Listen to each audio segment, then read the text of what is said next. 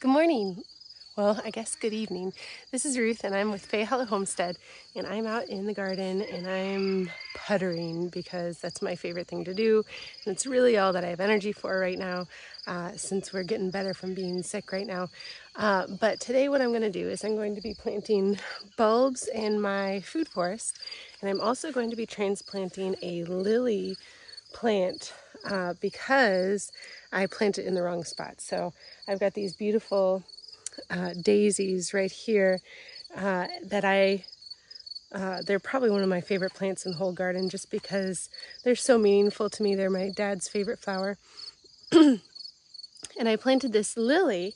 It is a beautiful salmon pink lily, but I planted it behind the daisies, and it doesn't work because it is much shorter than the daisies, and I can never see or appreciate the blooms of it. So I'm going to move that to the front here, and then I'll start planting the bulbs everywhere, but that's what we're doing today.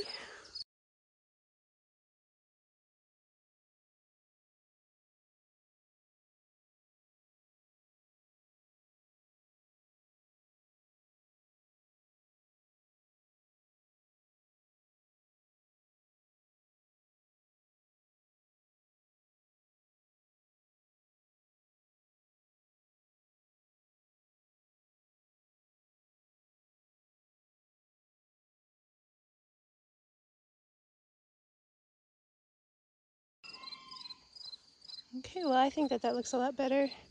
I've got to cut back all these stems. We did not get a second bloom out of this, and that's okay. That's about what I wanted it to look like, actually, right there with the lily in front. That's a good look. Also, I dug up a root division from the daisies and planted it behind that, so the daisies will be able to spread back there, which will be really nice. These zinnias up front, they're being kind of bullied a little bit by my stevia. I'm going to cut that stevia back and hang that to dry. And got my sweet little mosquito right there. Those are the only mosquitoes I want in my garden. Okay, on to the bulbs.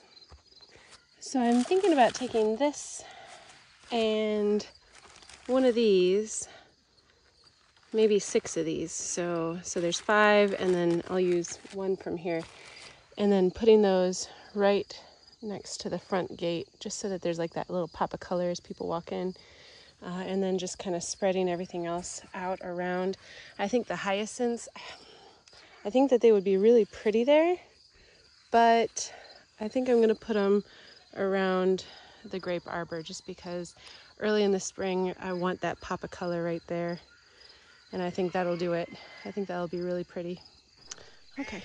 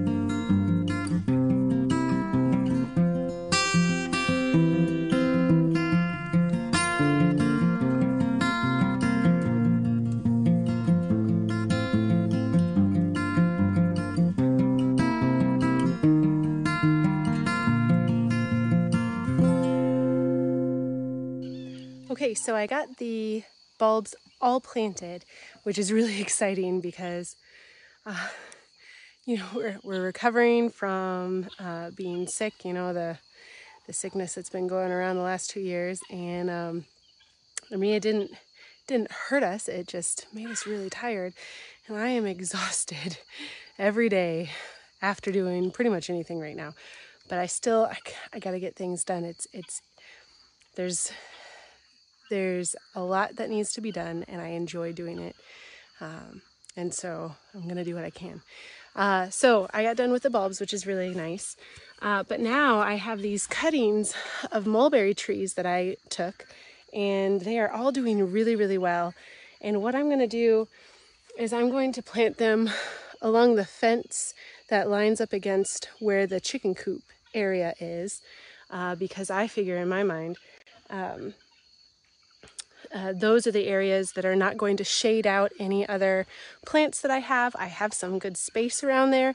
And then also if there are mulberries that go into the chicken coop area, that just gives the chickens some extra nutrients, which again is another permaculture thing. So mulberries are going in, and mulberry is actually such an easy thing to propagate that you can take cuttings off of a mulberry bush. Like I've got dirt all over my face.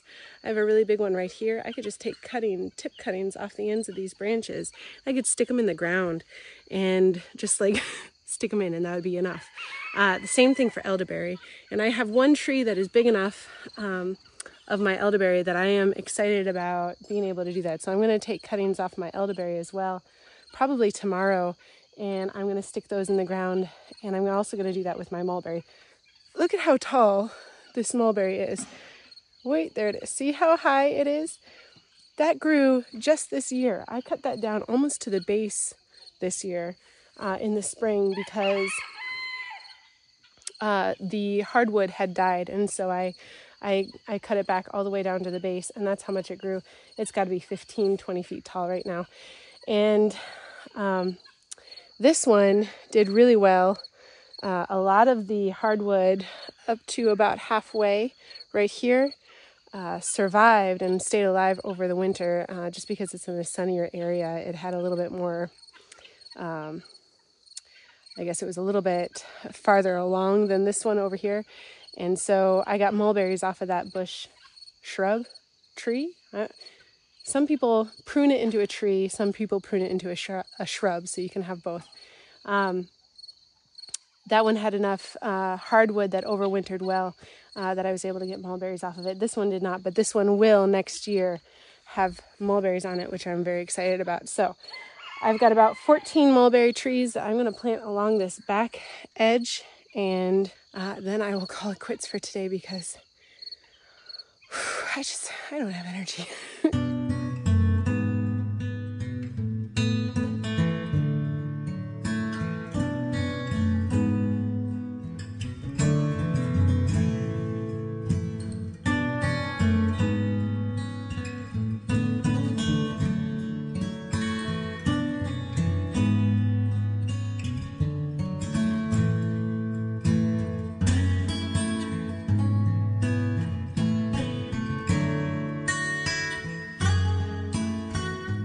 Okay, all the mulberries are planted, got all the bulbs in, done for the day. Tomorrow, as I've been going around looking at all this stuff, getting bulbs in and planting the mulberries and doing some other things, I have found so many wonderful things that are surprises that came up in the last 3 weeks that haven't been up yet this year. And I cannot wait to show you. Tomorrow, I'll do another Surprises of the Food Forest episode because there are so many and it's very exciting. You guys, thank you so much for watching today. If you could hit the like button, subscribe, and notification bell, I'd appreciate it so much. And as always, guys, stay blessed.